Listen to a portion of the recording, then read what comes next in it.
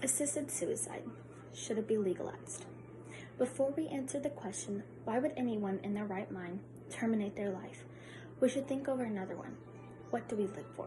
What is the point of life? Many philosophers, scientists, and writers have been trying for hundreds of years to find the right answer. But let's be honest, for most people, the sense of life is the same: to be happy. Happiness is a very special concept, and every individual understands it in his or her own unique way. However, we may try to indicate the most common elements of happiness, right? They're mutual: love, good health, family, interesting and well-paid work, and so on. No regular person would include a life free of pain in this list. We don't think about it until we face it. Hello, my name is Ashlyn Ware, and I would like to talk to you about assisted suicide. Assisted suicide, also known as assisted dying or physician-assisted suicide, is suicide undertaken with the aid of another person. The suicide of a patient suffering from an incurable disease is affected by taking the lethal drug provided by a doctor for this purpose. According to official statistics, more than 1,500 Americans per day die of cancer. No doubt that there are curable cancer types, and not every single cancer patient is doomed to death. But the fact is that a great number of people don't make it through. They'll have to face death sooner or later. Assisted suicide gives them the chance to meet the Grim Reaper with dignity and with their eyes open.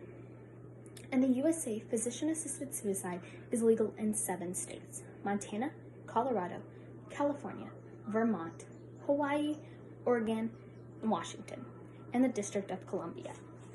Dying people who are citizens of other states have to travel in order to have the opportunity to die with medical supervision.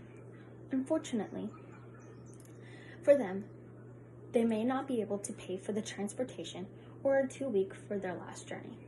It is unfortunate to have to suffer from unbearable pain and face an undignified and horrible death. What about the people who aren't terminally ill? What about the paralyzed patients who have no opportunity to participate in activities that will make their life enjoyable? Let's go back to the question about happiness.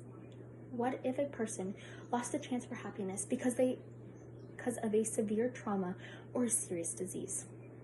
Imagine a 20-year-old man who is not able to move any of his body but a few fingers and suffers from constant pain. Not only will he never start a family, kiss a beautiful woman, or run a marathon, he will never even have the smallest chance to even try. He can't ignore his pain or disability. He only has 2 options: to suffer until the day he dies and be a burden upon his family, or to take control of his life one last time. There are no important choices in life that are easy to make, especially when it comes to matters of life and death. Thus, every person has the right to free himself from the meaningless and weary existence full of physical and emotional suffering. We all hope this kind of dilemma will never come into our lives. But what if it did? Would you prefer to have the opportunity to make this choice?